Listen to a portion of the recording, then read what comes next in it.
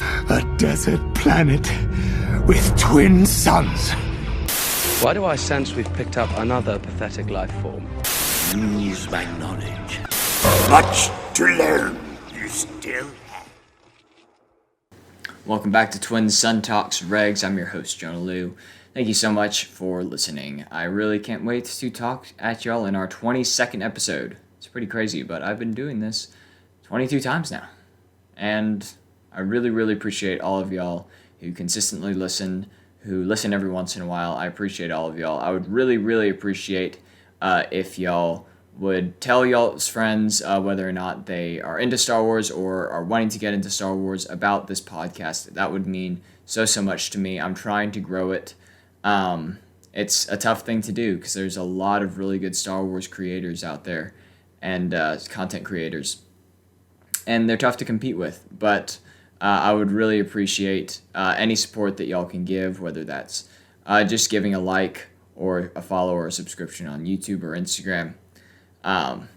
It means the world to me, so just wanted to let y'all know that. Today I'm going to be talking to y'all about my favorite Star Wars books. This was going to be the kind of the essential guide to starships episode, but I ran short on time. I'm about to go out of town again, and I didn't really have time to do all my research, so this is something that I could just go with off the cuff.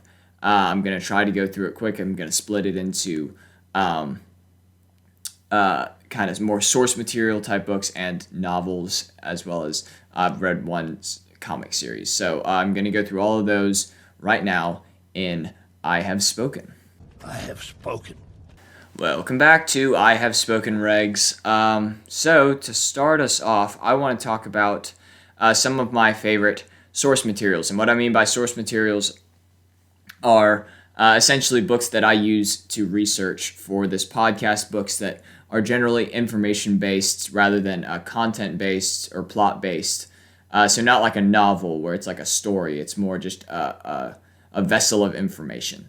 So the first four that I'm going to tell you about, you're able to purchase them all in a bundle. I think that I bought mine through Amazon, and they are my absolute favorites. They're so immersive and fun.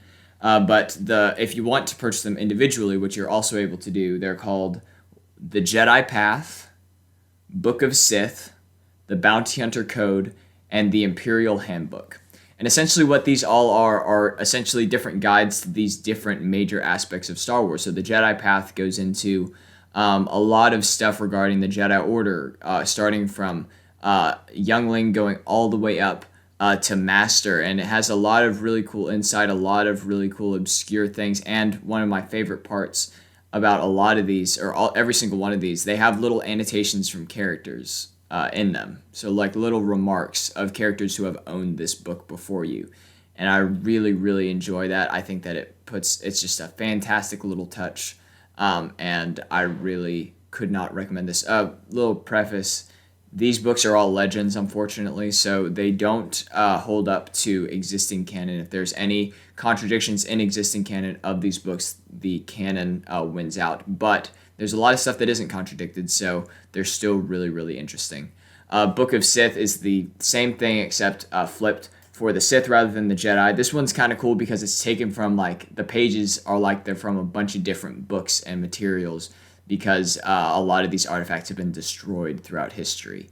So it's like more just a collection of a bunch of different things rather than one continuous book. The Bounty Hunter Code has cool little texture to its pages, and it's just essentially about the different rules that bounty hunters must follow in order to the best execute their craft. And then at the very end, there's like a special thing about Mandalorians and Death Watch, which is super interesting as well. And then the Imperial Handbook is essentially just a deep dive into the Empire and the post-Republic era after the Clone Wars happened and as Palpatine grew to power as Emperor. And that's one that I've read the least, but I just recently read it a bit, and it's super interesting as well. It goes into like stormtroopers and different things within the Empire. I would highly recommend it. These are probably my favorites out of all of them that I'm going to go through as source material wise. and I really, really enjoy them. And I'm going to be talking about a lot of the stuff that's in them anyway, so if you don't want to go out and spend money, just stay tuned to this podcast, and I'll probably go through a decent amount of all of the contents of all of these books. Anyways, but I just wanted to talk to y'all about them. Credit where credit is due. They've taught me a lot of what I know. Next up, we have Jedi versus Sith, The Essential Guide to the Force. Now, this one's super, super interesting. It is a hefty, hefty book. But my favorite part of this is its illustrations. It has fantastic artwork in it that really helps you visualize a lot of the stuff that it goes over, and it's super, super cool. It has a lot of great information too. It has a lot of information. It is a lot of stuff in there, but it is super, super cool. I used a lot of it in my episode about the Mandalorians, about the Sith. But it's all about Force users for the most part, and Force people who are in direct opposition to Force users, like the Mandalorians. Also, if you can hear a dog barking, that is because my dog is barking in the background. And little tidbit, her name is Chewie, which is short for Chewbacca, because we are a Star Wars family. Anyways, continuing. So that is Jedi vs. Sith, The Essential Guide to the Force. It is absolutely fantastic, and I would highly, highly recommend that one as well. Next up, and this is something that y'all have heard me talk about a lot, is the Star Wars book. And this is a canon book. All the previous ones that I've talked about are not canon. This one is. And what I love about this is it essentially covers everything up until The Rise of Skywalker came out. So it doesn't have the final season of the Clone Wars in there or Mando's Season 2, but every bit of Star Wars content beforehand, it has a little bit of information about all of that within its pages, and it's been super, super helpful to kind of orient myself to, because it's very confusing when you're having to flip-flop between Legends and canon. And I don't know if I've made this distinction before, but Legends is all of the extended universe that existed kind of on its own before Disney purchased Lucasfilm and Star Wars and ended up erasing all of that extended universe and creating its own centralized canon, which is what canonically, quote unquote, or actually exists within the Star Wars universe officially. So the Star Wars book is canon. It's super, super interesting, and I really, really enjoy it. I would highly recommend it. I'd say that that's the one that I use the most, just because it is probably the best canon guide to Star Wars that I have. Another great canon book that I own that I use for source material would be The Secrets of the Jedi, which is essentially a guide to the Jedi Order from Luke Skywalker's perspective, looking back on them retroactively. And it's super, super interesting because he's essentially taking an objective view based on accounts that he has encountered of different Jedi within the Jedi Order that he never met. He's giving his insight on what he believes to be true about Mace Windu, Ahsoka Tano, Plo Koon, Kit Fisto, all of these Jedi. And then it also has some cool interactive bits like an arborish alphabet that you can take out of a sleeve, and like some blueprints for lightsabers and stuff like that. All super, super cool. It's more of a children's picture book, but I really, really appreciate it, and I have used it in some of my episodes so far. They're making a counterpart to it, which is The Secrets of the Sith, which is coming out in August, which I will definitely be getting and going into. I'm already a little bit wary of it because it has Kylo Ren and Snoke on the cover, which neither of them were Sith, and I really hope that you can make an argument that Snoke was a Sith because he was being controlled by Palpatine, but I digress. I really hope that they address the fact that they are not officially Sith, but simply dark side users. Anyways, those are the most prominent source material books that I utilize. So, that being said, let me move into my favorite novels. And by favorite novels, I'm just going to talk about novels that I've read in general. And I have varying likes and dislikes for these. For the most part, I enjoyed them. There are just some that I enjoyed more than others, and some that I wouldn't necessarily recommend unless you're very interested in a specific part of Star Wars. But anyways, I'm going to start off with possibly my favorite novel, which is Darth Plagueis, which is a Legends book. It is not canon, but there is nothing in canon that has contradicted it. So, as of right now, it is canon in my head. And what this essentially goes into is the early days of Palpatine's training and his master, Darth Plagueis, who we get reference to in Episode 3, Revenge of the Sith, when Palpatine tells Anakin about the tragedy of Darth Plagueis the Wise. And it's super, super interesting. It's kind of going into the behind the scenes of how the Sith operated in the Rule of Two era, kind of in the shadows. And it's a very meticulous book, meaning that it goes into a lot of nitty-gritty political nuance. But it's super, super interesting to see it from the Sith's perspective and how they utilize politics and chaos within political regimes to ascend to power, essentially to exert their will over the people of the galaxy. Next up, I have a book called Master and Apprentice. This is a very interesting book, not quite as good as Plagueis by any means, but it is still pretty interesting. It follows Qui-Gon Jinn and Obi-Wan Kenobi before the events of Episode 1, essentially on a mission to help protect a princess of a world which is in turmoil. And you kind of get to see a lot of the nuances between a master and apprentice, as the title would imply, kind of going into Obi-Wan not really agreeing with a lot of Qui-Gon's methods and beliefs, but still trying to be true to him. But it also kind of has the underlying conflict of, well, maybe Obi-Wan will get reassigned because he and Qui-Gon aren't as compatible as the Jedi probably would have liked. So that one's a really good one. It has some interesting insights into, especially like in the context of what we know will happen in the future. Shatterpoint. I'm currently reading this book, but it's about my boy Mace Windu, so you know I got to talk about it. It essentially goes into him hunting down his previous apprentice, who has been entangled in the dark side out on assignment, and I can't wait to finish it. I will definitely give y'all a full review once I have, but that is something that I'm reading right now. Going into, this is kind of a source material book, but it's less so than, also Shatterpoint is Legends, not canon, and Master and Apprentice is canon.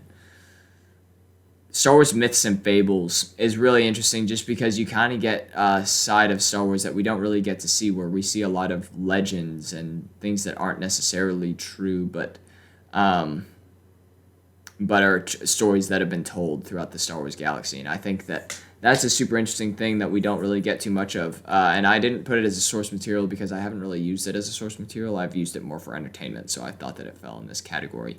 More so, it is Legends. But it is very, very... I think it's Legends. I'm not entirely sure. I think it's Legends, but it's very, very cool.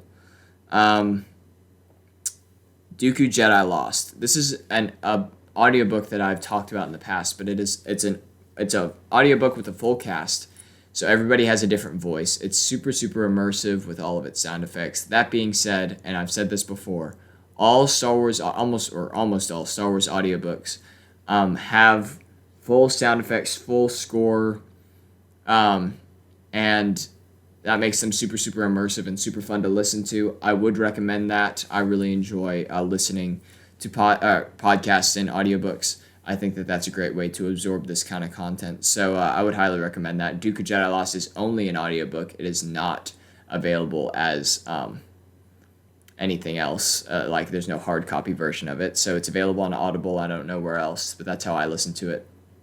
And it essentially goes into Dooku's days as a Jedi. For those of you who don't know, Count Dooku was the Sith Lord who was under Darth Sidious during the Clone Wars era, and he used to be a Jedi but left the Order, and so this is kind of his road to leaving the Order, and kind of how he grew up and like what shaped him into the person that he became later on. A New Dawn is also something that I'm currently reading. I took a break from it to start Shatterpoint, but what it is essentially it's from the perspective of Kanan Jarrus and Hera Syndulla before they joined forces to form Phoenix Squad, or no, the Ghost Crew in Rebels. So these are the two of the main characters from Star Wars Rebels, and essentially their early days and how they came together. And so far, I really enjoyed it. I kind of stopped reading it whenever I went off to college, and then I got Shatterpoint, so I kind of hopped into that, and I will be finishing that one as well. I'll give a full review of that when I do. But that is another one that I've very much enjoyed. What else? The Son of Dathomir comics. These are really, really cool. So these are adapted from produced episodes of the Clone Wars that they had the script for already. Whenever Lucasfilm was purchased by Disney, they kind of ex-nayed all of the future seasons of Clone Wars in favor of their own projects. And so this one was adapted into a comic, and it essentially follows Darth Maul's story after the events of his rise to power in the Clone Wars and before the events of the Siege of Mandalore. So we kind of get that time gap filled in. It is canon, and it is fantastic. And we get to see him like in the custody of Sidious. We get to see him and Dooku have interactions. We get to see a lot of really cool stuff, and I would highly, highly recommend reading those comics. Lastly, we have Dark Disciple. And Dark Disciple is... It's up there with Plagueis. These are two of my favorite novels of the Star Wars variety. And I really, really, really enjoy this. This is also adapted from an unfinished arc of the Clone Wars that never got produced. But it essentially follows Jedi Quinlan Vos. If you don't remember him, he was the Jedi with the dreadlocks who was with Obi-Wan in one episode of the Clone Wars hunting down Zero the Hutt. And he fought against Cad Bane and all that stuff. He's a really cool Jedi. And it was an 8-episode arc that was going to follow him and Asajj Ventress attempting to assassinate Count Dooku. And I cannot recommend it enough. It is super, super, super interesting, and I would highly, highly recommend it. So that if I was gonna say read anything, I would say read the Son of Dathomir comics, Darth Plagueis, and Dark Disciple, and I think that y'all would really enjoy those. And a couple others, we have Lords of the Sith, which I didn't personally really enjoy. It was essentially Darth Vader and the Emperor crash land on Ryloth and are kind of hunted down by Cham Syndulla's freedom fighters. I didn't find it super interesting, but if you're into that kind of thing, definitely go for it. And then we also have the Ahsoka novel, which I didn't mention because A, it was a little underwhelming, and B, most of it got retconned by the final season of the Clone Wars. So not much to be done there. Yeah, I don't know. I didn't feel like including those in the bulk of it, but if you're interested in that, then go for it. If you're not, then I wouldn't say you need to read either of those at all. But yeah, that's about all that I have. I'm hoping to read the Old Republic novels soon. That's my next project, is reading those after I'm done with Shatterpoint and A New Dawn. But I hope that y'all enjoy this. These are kind of like extra stuff if you want to bolster your knowledge. These aren't necessary at all.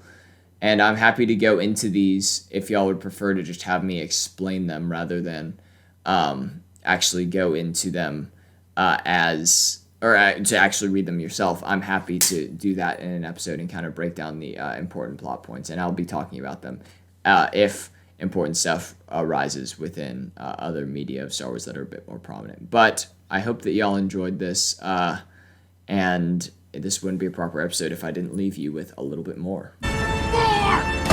So this is a bit of a more lengthy so just bear with me, but I found that this was hilarious. So, the Jedi census phenomenon occurred in 2001, which entailed a push for members of various English-speaking countries, not including the United States, to record their religion as Jedi on their census reports. So, this led to, and I just picked out the biggest numbers or just countries that I considered most prominent.